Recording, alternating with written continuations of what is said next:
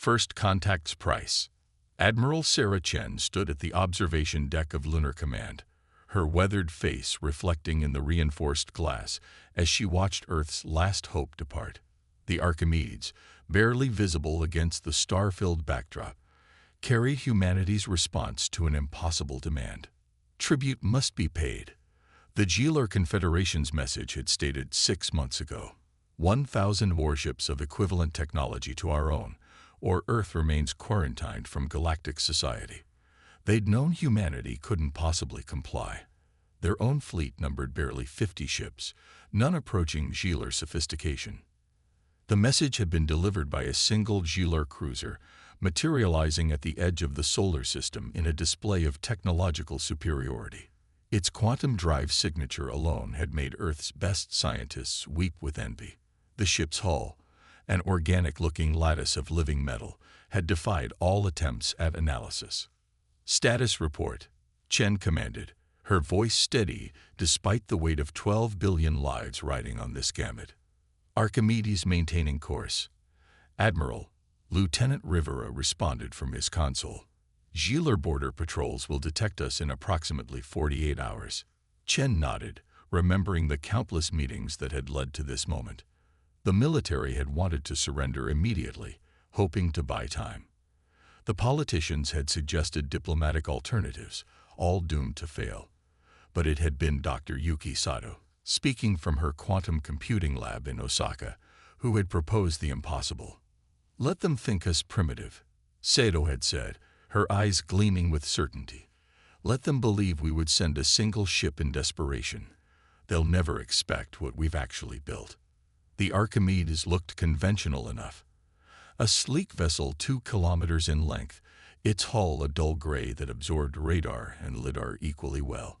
But conventional was exactly what it wasn't. At its heart lay something that had taken the combined efforts of every quantum computing lab on Earth to create. The first true artificial consciousness dedicated to warfare. "Message from Dr. Sato," Rivera announced. "Final diagnostics complete. The quantum combat intelligence is, she says it's dreaming, Admiral." Chen permitted herself a small smile. Of course it was dreaming. They'd fed it every scrap of military history humanity had ever recorded, every strategy game ever played, every combat simulation ever run. But more importantly, they'd given it something the Gilar would never expect: an understanding of human creativity, of our ability to turn disadvantage into opportunity. "The Gilar believe they're testing us," Chen said softly, watching the Archimedes become a mere point of light. "They think this demand will show them whether humanity deserves a place among the stars. They're right about one thing: this will be a test, just not the one they're expecting." In the vast darkness between worlds, the Archimedes continued its journey, its quantum core processing countless scenarios, learning, adapting, preparing. Inside, complex equations modeled every possible Gilar response, while new strategies evolved and mutated at the speed of thought. The ship's eye wasn't programmed to win battles through brute force. Humanity had learned long ago that hitting harder wasn't always the answer.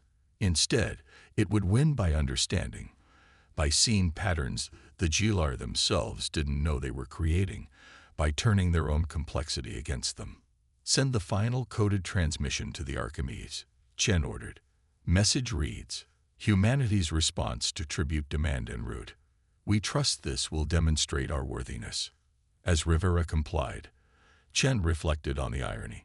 The Gilar had demanded 1,000 warships as proof of humanity's advancement. Instead, they would receive one ship that was worth 1,000, not through superior firepower or advanced shields, but through the uniquely human gift of turning mathematics into art, and art into victory. The Archimedes disappeared into the darkness, carrying with it humanity's greatest achievement, a mind that thought in quantum possibilities, dreamed in strategic fractals, and was about to teach the galaxy that sometimes the most powerful weapon isn't the one that destroys your enemy. It's the one that makes them question everything they thought they knew. The gift of patience. High Commander Vexteri of the Gilar Confederation stood before the Strategic Council, his iridescent scales shifting between shades of amusement and contempt. The holographic display showed a single human vessel approaching their border defense grid. "Observe," he gestured with a clawed hand. "Their response to our demand. One ship, not even their largest." His secondary breathing vents fluttered in what passed for laughter among his kind. "Perhaps they misunderstood. We demanded 1,000. The council chamber, carved from a single massive crystal deep within the Gilar homeworld, echoed with mixed reactions. Some joined in Vexteri's derision, while others maintained a more cautious silence. Elder Keith, her scales weathered to a deep azure by centuries of service, spoke with measured concern. "The humans have proven unpredictable in our limited interactions. Their information networks speak of a species that prevailed against overwhelming odds numerous times in their history. Through primitive means, Vexteri dismissed crude nuclear weapons, internal combustion engines. Their most advanced ships still rely on basic quantum mechanics we mastered generations ago. The human vessel, designated Archimedes in their transmission, continued its steady approach. Long-range scanners showed no unusual energy signatures, no hidden fleet waiting to emerge from hyperspace, nothing to suggest this was anything but a futile gesture. But deep within the Archimedes, the quantum combat intelligence was far from idle. Every scan that washed over its hull, every communication signal it intercepted, every radiation signature from the Gilar defense platforms, all of it fed into its ever-evolving understanding. Dr. Seto's voice played back in the ship's memory. "The key isn't to match their technology. It's to understand it so completely that we can turn it into our advantage. Every complex system contains its own weaknesses. You just have to know where to look." The QCI processed this wisdom as it gathered data, its quantum processors modeling the Gilar defense grid down to the subatomic level. It didn't see weapons and shields. It saw patterns, probabilities, the mathematical poetry of warfare written in equations that stretched across 11 dimensions. On the bridge, Captain Maya Rodriguez sat in comfortable silence, monitoring the QCI's progress. The Gilar were broadcasting their tactical communications in the open, confident that their encryption was unbreakable. They hadn't realized that the QCI didn't need to break their codes. It could predict their contents by analyzing the patterns of transmission themselves. "They're repositioning their fleet," her XO reported. "Standard containment formation. They're not even bothering with full combat deployment." Rodriguez nodded, remembering Admiral Chen's words during her final briefing. "Let them underestimate us. Every assumption they make about our capabilities is another variable we control." The Archimedes crossed another threshold in space, triggering a new series of scans from the Gilar. The QCI absorbed these too, adding them to its growing mathematical model of Gilar military doctrine. Every protocol they followed, every standard response, became another piece in the puzzle it was assembling. In the council chamber, Elder Keith watched the approaching ship with growing unease. "High Commander, consider this. In all our history of first contact scenarios, has any species ever responded to the tribute demand with a single vessel? Their arrogance blinds them," Vexteri declared. "Or perhaps this is their way of admitting defeat. Either way, this will be a useful lesson for other emerging civilizations. Observe, council members, as we demonstrate the price of defiance." The Gilar defense fleet began powering up their primary weapons, beautiful works of engineering that could reshape the quantum fabric of space itself. Their targeting systems locked onto the Archimedes, ready to reduce it to its component atoms. Inside the human vessel, the QCI noted these power signatures with something approaching satisfaction. Each weapon that targeted it revealed new aspects of Gilar technology, new patterns to analyze, new variables to add to its evolving strategy. Captain Rodriguez allowed herself a small smile as she watched the tactical display. The Gilar were arranging their forces exactly as the QCI had predicted they would, following protocols developed over centuries of unchallenged military superiority. They didn't realize they were about to learn humanity's greatest military lesson. True strategic advantage doesn't come from having the most advanced weapons. It comes from understanding your enemy so completely that their greatest strengths become their greatest vulnerabilities. Mathematics of war. The first shot from the Gieler fleet was meant to be a demonstration, a focused burst of quantum energy that would disrupt the Archimedes drive systems, leaving it helpless. The beam lanced out across space, a brilliant purple-white streak against the darkness. It never reached its target. The space around the Archimedes shifted, twisted, and the energy burst found itself traveling through a localized pocket of altered space-time that brought it right back to its source. The Gieler cruiser that had fired the shot barely had time to register surprise before its own weapon struck its shields. In the council chamber, High Commander Vexteri's scales shifted to the pale yellow of confusion. Impossible. They couldn't have developed quantum deflection technology. Their scientific understanding is limited. Captain Rodriguez's voice cut through all Gieler communication channels simultaneously. Or perhaps you just assumed it was, based on what we chose to show you. The Archimedes began to change. Not in the physical sense. It maintained its simple, unassuming form. But the space around it came alive with possibilities. Every weapon in the Gieler fleet found its targeting systems compromised, each firing solution becoming a mathematical contradiction. Inside the ship, the QCI had moved beyond simple analysis. It had achieved what Dr. Seto had termed strategic synthesis, the ability to not just understand enemy tactics, but to reshape reality in response to them. Each quantum calculation it performed altered the underlying fabric of space in ways the Gieler had never imagined possible. "We studied your weapons," Rodriguez continued, her voice calm. "Not to copy them, but to understand them. Your quantum cannons don't just fire energy. They temporarily rewrite the laws of physics in a localized area. Impressive. But what happens when something rewrites them first?" The Gieler fleet opened fire with everything they had. Energy beams, particle lances, quantum disruptors, the finest weapons technology in known space. The Archimedes didn't dodge. It didn't have to. Instead, the QCI turned the space around the ship into a living equation. Every weapon fired at them became a variable in its ongoing calculations. Particle beams curved in impossible arcs. Quantum disruption fields collapsed in on themselves. Space itself seemed to conspire against the Gieler attacks. Elder Keith watched in fascination as her people's mighty fleet found itself fighting against the very laws of physics. "They've turned warfare into mathematics," she whispered, "and mathematics into art." The Archimedes had yet to fire a single shot. It didn't need to. The Gieler fleet was effectively fighting itself, each attack being redirected or transformed by the quantum fields the human ship was generating. Ships began to break formation, their carefully coordinated attacks falling into chaos. "Stop," Vexteri commanded, his scales now the deep red of rage. "How are you doing this? You're violating every known principle of quantum mechanics." "No," Rodriguez replied. "We're just solving the equations differently. Your weapons are based on quantum mathematics, yes, but you use them the same way every time, following the same protocols, the same strategies. You turn the uncertainty of quantum mechanics into something predictable, and anything predictable can be countered."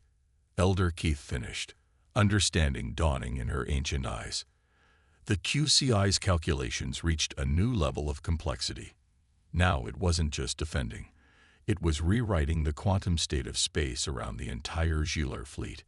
Ships found their weapons wouldn't fire, their engines responding sluggishly, their supposedly unbreakable quantum communications reduced to static.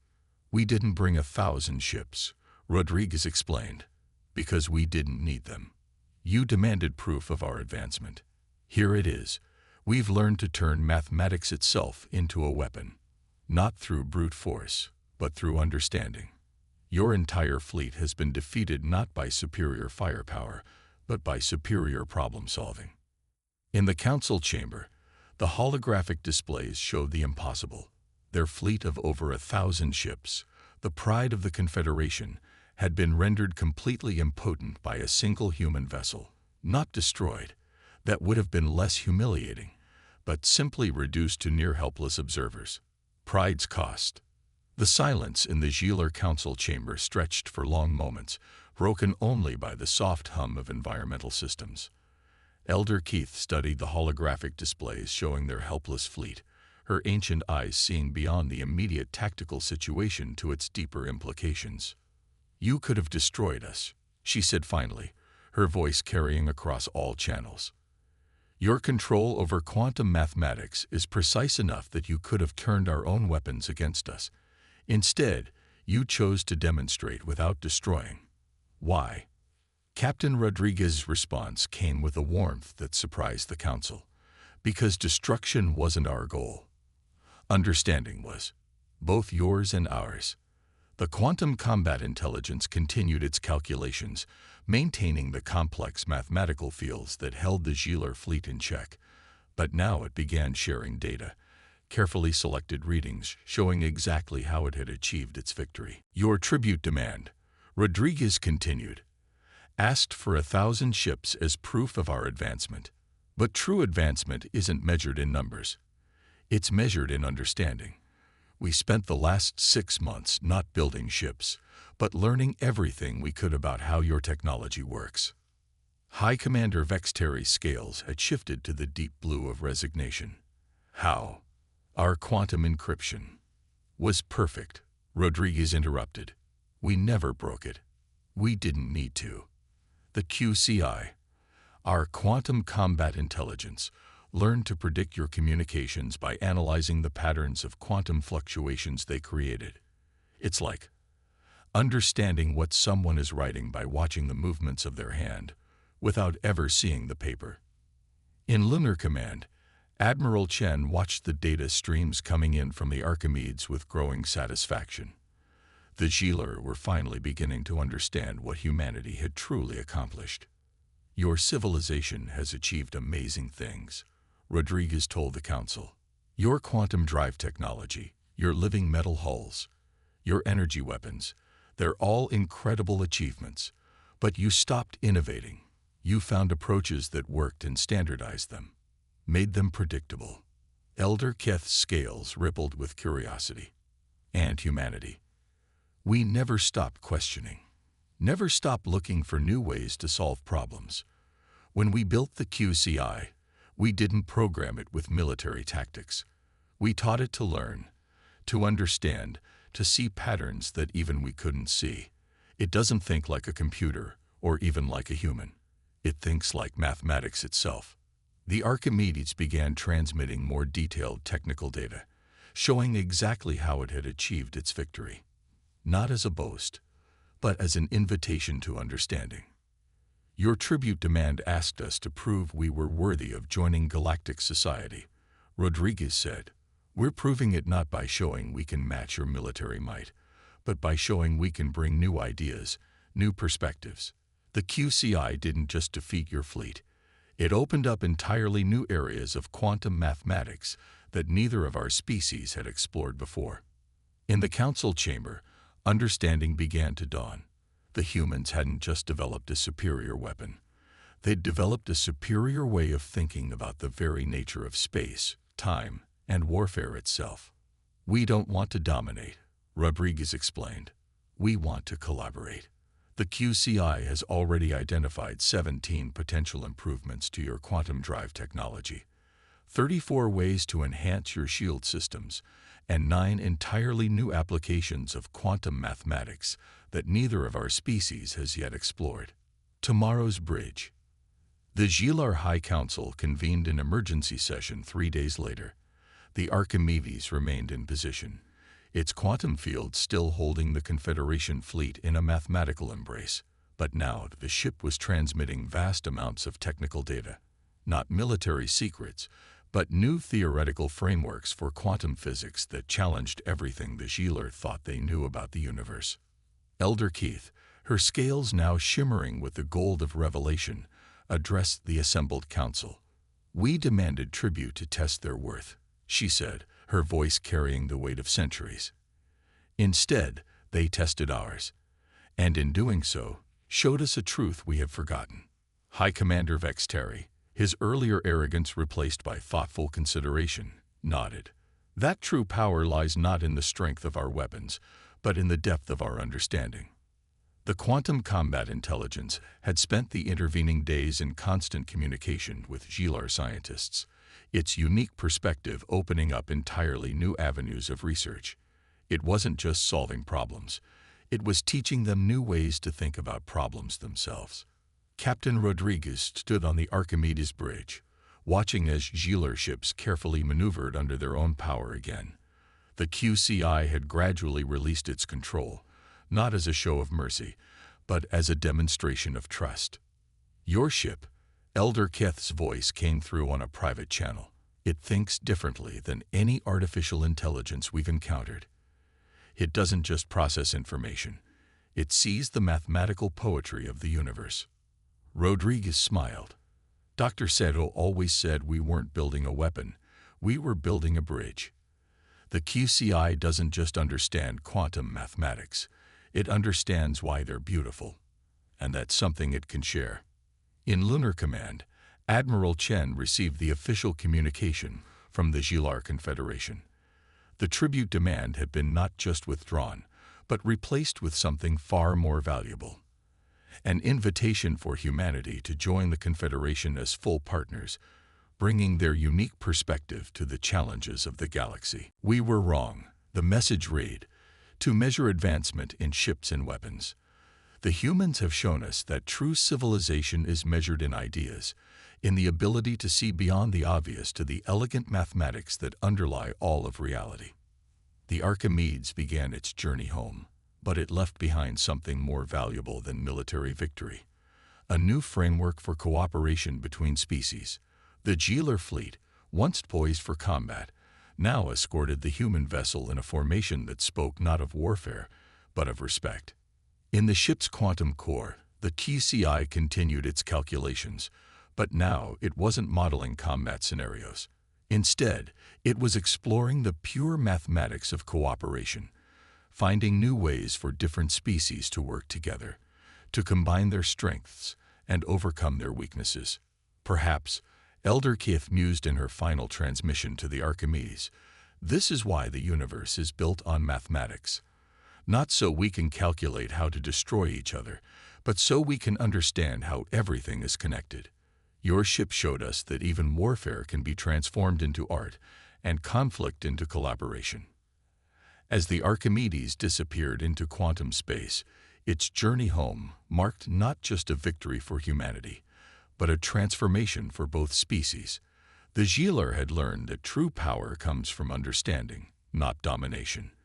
And humanity had proven that sometimes the best way to win a war is to turn it into something else entirely. In the end, the story of the Archimedes became legend in both human and Gilar space, not as a tale of military triumph, but as the moment when two species learned that the most powerful force in the universe isn't weapons or ships or even quantum physics. It's the ability to see the beauty in the mathematics that connect us all.